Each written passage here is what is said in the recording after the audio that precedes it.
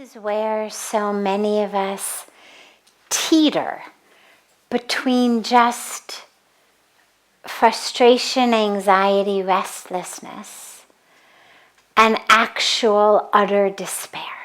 Somewhere between the two, most of us find ourselves teetering because we are trying to use these minds to go to a place beyond the mind, which of course you can't do. And so when we fall back on the mind, then it says, well, you know, this thinking that maybe the mind is just cunning, maybe that's just a game of the mind, and maybe it's just the mind trying to get you to doubt the mind, which is just a game of the mind. And you end up going crazy, saying forget it, drowning your sorrows in alcohol or drugs or chocolate cookies or whatever it may be, but doing something to get out of that crazy intensity of the mind jumping all over itself. It's this dog chasing its own tail way of life. And this is where all of the spiritual traditions tell us, go within, get quiet. You're not going to solve this with the mind. The answer is not in the mind. The answer is in a sense of knowing. Now that doesn't mean the mind is bad. When we say it's cunning, it's not the mind itself that's cunning, it's the ego that's cunning. The mind just is. The mind doesn't actually have an agenda. The ego is the piece of the mind with an agenda.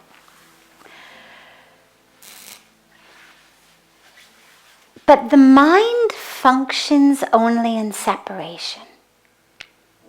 That's how it works. And so the mind is actually very, very good at thinking about certain things. Things that exist in separation from you, the mind is great at. You need to balance your checkbook, you need the mind. You need to put together a to-do list with proper deadlines of what needs to be done when, how long it's going to take you to do them. This is the working of the mind. The heart is just like, yeah, well, maybe it'll happen, maybe it won't happen, that's okay, we're all good, which is a much nicer place to be in, but it doesn't get things done. So they both actually have a very important role to play. It's just important to understand the distinctions. And so the mind functions only in separation. Which means that for all the things in the world that actually are separate from me, my bank account, my to-do list, the directions of getting, imagine I don't have a GPS, the directions of getting from point A to point B. What's left, what's right. The mind is great at that. Understanding what's a priority, what's not a priority. So in my to-do list, how do different things have to happen? Mind is great at that. All of those things, it's a wonderful tool. What's cunning is the ego. Because the ego masquerades as truth. Now the mind is just a tool. Imagine that you were in a science lab and suddenly your beaker or your Bunsen burner or your microscope suddenly started pronouncing that it and it alone knew what was true. It and it alone had jurisdiction over all truth. You'd laugh. You'd say, yeah, the beaker, everything that's liquid, that's less than 16 ounces, you're great at it. It can fit in you. You can tell us what the volume is. You're perfect for that. You have jurisdiction over the truth of all things liquid less than 16 ounces. Microscope. Yeah, you've got jurisdiction over all things that can fit on this slide, that exist as a visible, tangible reality, that when magnified to 100 times, show us their full form. Yes, you've got jurisdiction over all that. Each tool in a laboratory gives us just a different piece of information. But you'd laugh, and you'd certainly be thrown out of the world of science if you believed that any one of those tools had the jurisdiction over all truth. And the mind is just a tool. It understands that which is separate from it. It understands that it has experienced before. It understands the world through the filter of my own karmic package. So where a microscope or a beaker or a scale, actually, if it's tuned properly, can give you the correct information about what you're weighing or measuring. Our minds can't actually even do that because they've all got their own tweak. So if you put something on 5 scales and they've all been calibrated, they're all going to give you exactly the same weight.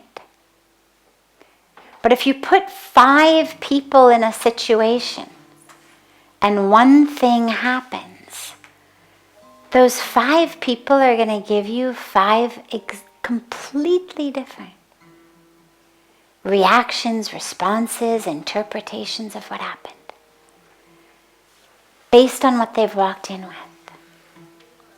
And this is where the mind is so fallible. Now again, that doesn't mean it's bad. It just means it's not the tool to our awakening. It's not the tool to the truth. And so when you find yourself having questions that make you dizzy just to even read them, you can tell this is the working of the confused mind. And as the question says, well, what if what it's saying is right? Well, it absolutely may be right, as long as it's giving us information about something separate from us. My mind absolutely may give me the right information about my checkbook, my balance. It may absolutely give me the right information about my to-do list or directions. And if that's all you're asking your mind for, absolutely use it. It's a fantastic tool. But if what you're looking for from the mind is guidance about something that isn't separate from you, guidance about something that you don't want to be tainted by the filter through which you look at the world that you know isn't right, that's been given to you through your sanskaras, your impressions, your karmic package, but that you know isn't really the full truth. That's where the dilemma comes. And that's where the mind leads us astray. And that's where you don't want to rely on it. And that's where we're guided into the heart. Because while the heart is not going to be very useful at all in balancing my checkbook or in figuring out a to-do list, it actually is a much better rudder, you could say, for steering my life. Because remember, as we always talk about in here, there is no right way or wrong way or good way or bad way. It's all about the way that's going to get you connected to the truth of you, without ego, without expectations, without ignorance, without you in comparison to the world, without you as a reaction to your upbringing, without you as trying to prove something, but just you. In the place of already whole, already right, already full, in that place, that heart's going to guide you there much better than the mind. Because when I'm moving through the world from that vision of separation, it's always about comparing and contrasting, because that's how the mind works. Oh, I'm poorer than this one, richer than that one. Okay, well, if I'm comparing to this, need to get richer. Better than this one, not as good as that one. Need to get to that place. Judging myself by that one's eyes. Feeling that I need to prove something in order to be good enough for this or that. Or my own vision of myself that I've interpreted and pulled in from my family of origin, from the culture I grew up in, from the sanskaras I got, whatever it may be. But then it's just a life lived in reaction.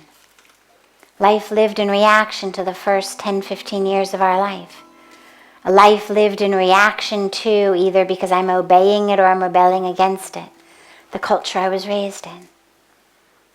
And that's the best that the mind can do. The heart is that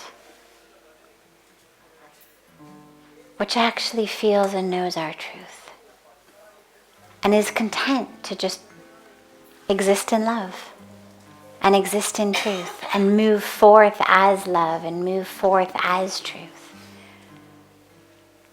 And where it's not so much about, is this a better path or decision or not better path or decision? Because it's all about, who am I in this decision? Who am I in this path? It's not about what's going to get me this or get me that or achieve this or acquire that. So yeah, the mind is right sometimes, as long as we're talking about things external to it. But with yourself, root yourself in your heart. Not the heart when most of us think of it as the emotional, the wavy emotional, oh my heart, oh, not that. Not the dramatic, histrionic, sort of Romeo and Juliet type of heart. But more, you could say, that place of knowing within you. That place of love within you. That place in which you exist. That place that holds you in love within you. Drop into that for guidance, rather than driving yourself crazy with, is what the mind's saying right? Is that the cunningness of the mind? Is my whole judgment of this a product of the cunningness of the mind? That'll just take you nowhere.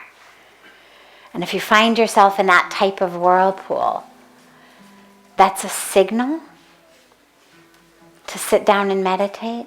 It's a signal to do some japa. It's a signal to get out of the mind, because you've been trapped in the maze of the mind. And so that's when we go for a dip in Ganga, or we meditate, we pray, we sing, we chant. We lose ourselves in a way that the mind can't grab hold of in that moment, to give us some space from the workings of the mind to be able to drop into the heart.